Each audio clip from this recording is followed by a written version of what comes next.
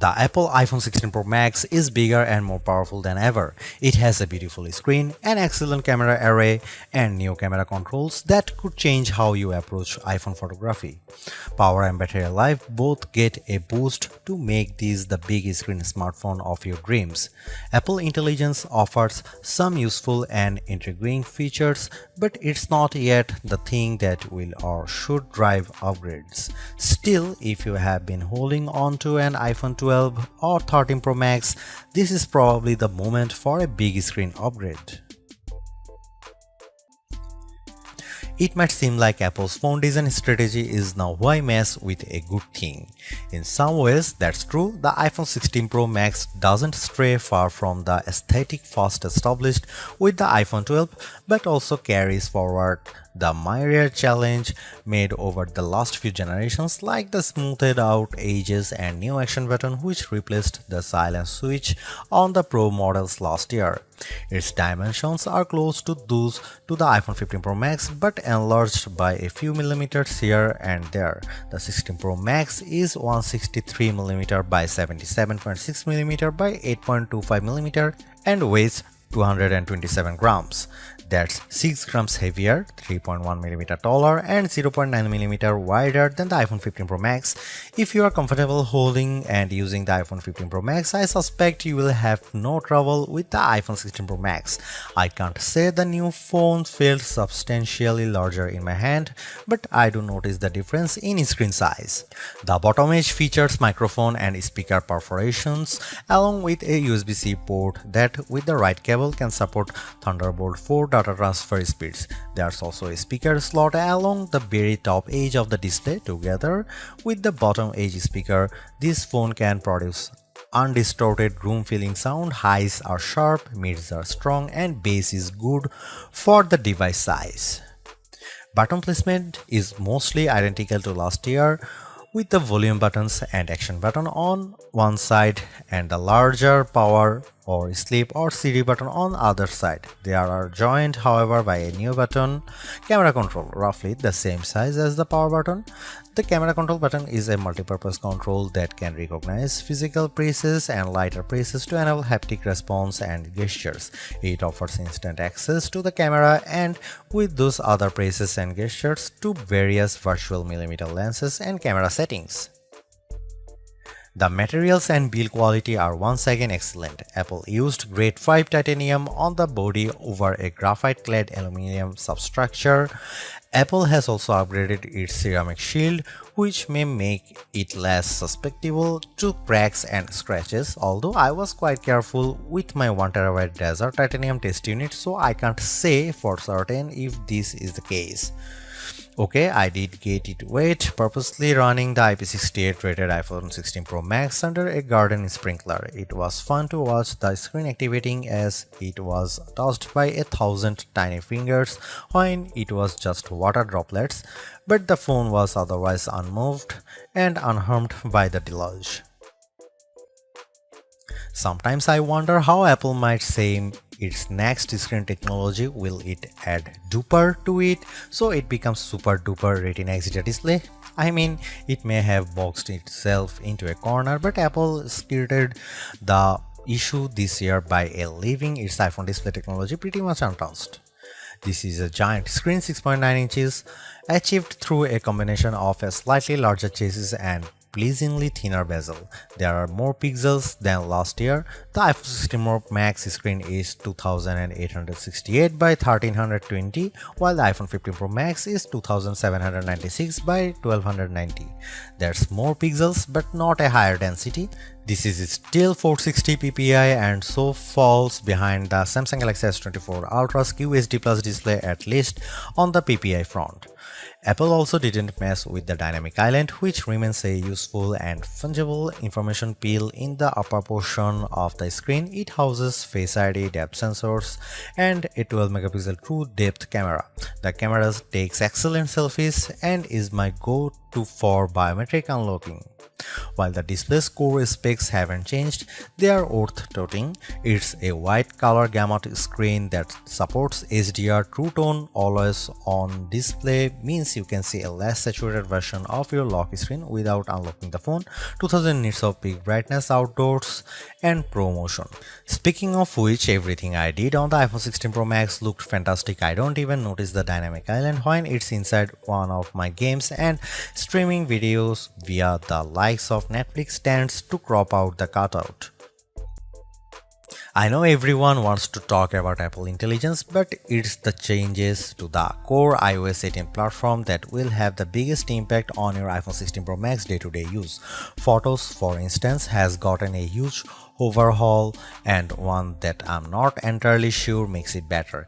It's a situation of who moved my cheese, as many of your core features may have shifted or been replaced. The Photos app now defaults to search and collections, which might throw people who are expecting to see their photo library. Still, if they get used to using search for some natural language queries that yield useful image results, they might be pleasantly surprised.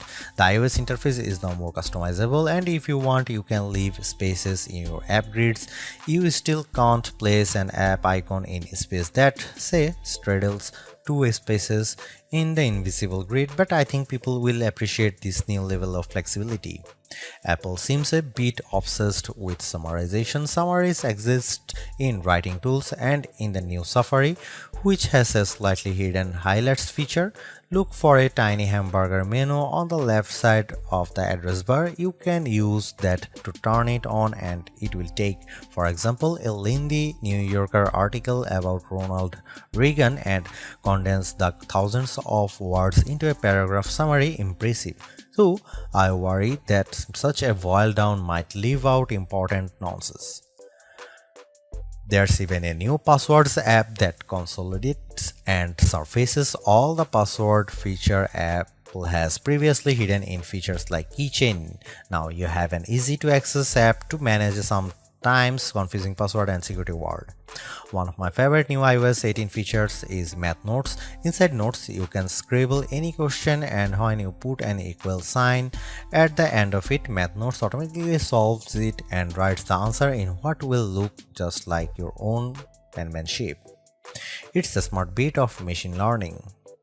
None of this is as sexy as Apple Intelligence, but this and the myriad of other changes coming with iOS 18 might be more readily practical than what you can currently do with Apple's AI efforts. Apple's 13-year-old digital assistant has burst out of its floating bubble, and now when you summon it, takes over the whole screen. I switched between calling Siri by name and using a long press on the power button to call it, and each time the entire screen was encased in a beautiful multicolor glow. The display almost appears to flash when you press that button, and when you make your request, the screen pulses in response.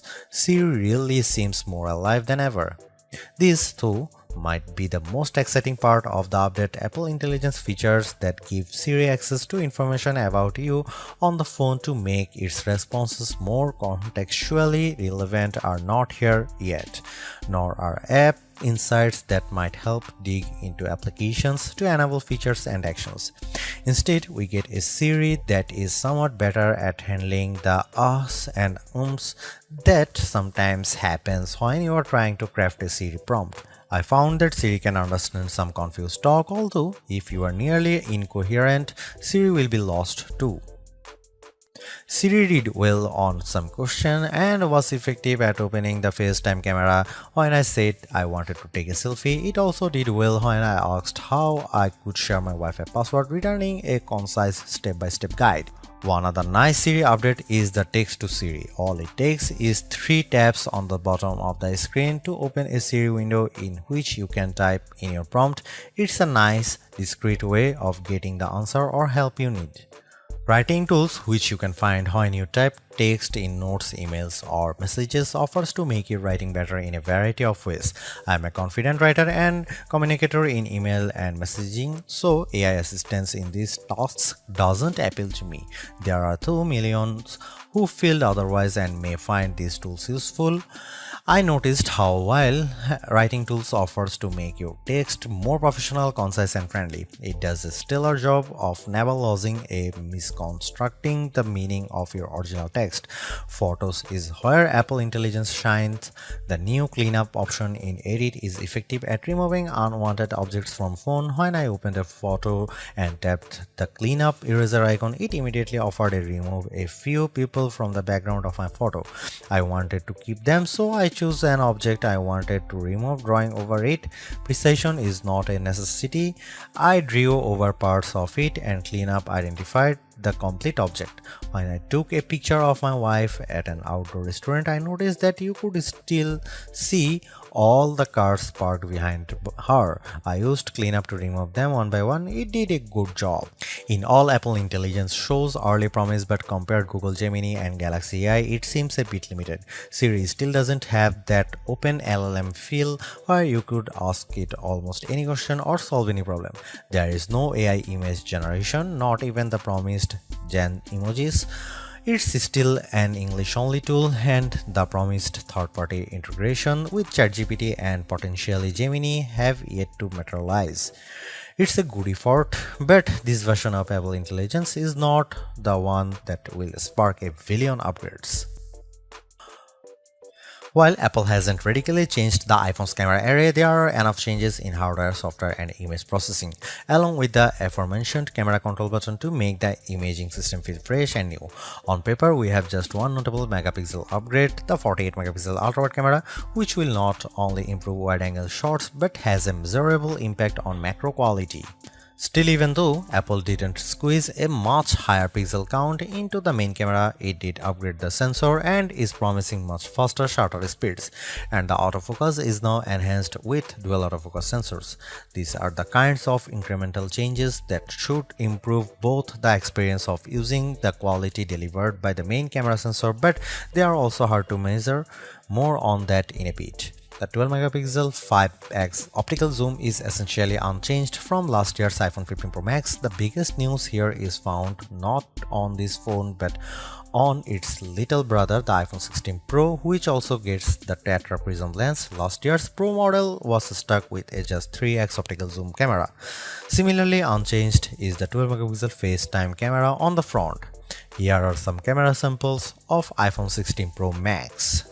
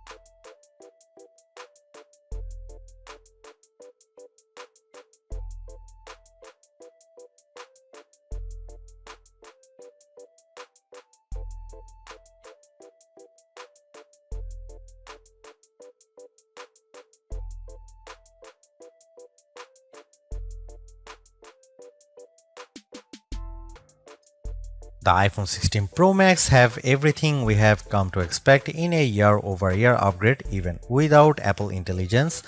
The 6.9-inch iPhone 16 Pro Max have a slew of upgrades including a good battery life, outstanding photo and video chops and iOS 18. The iPhone 16 Pro Max are excellent phones worthy of a spot in your pocket if you can afford them.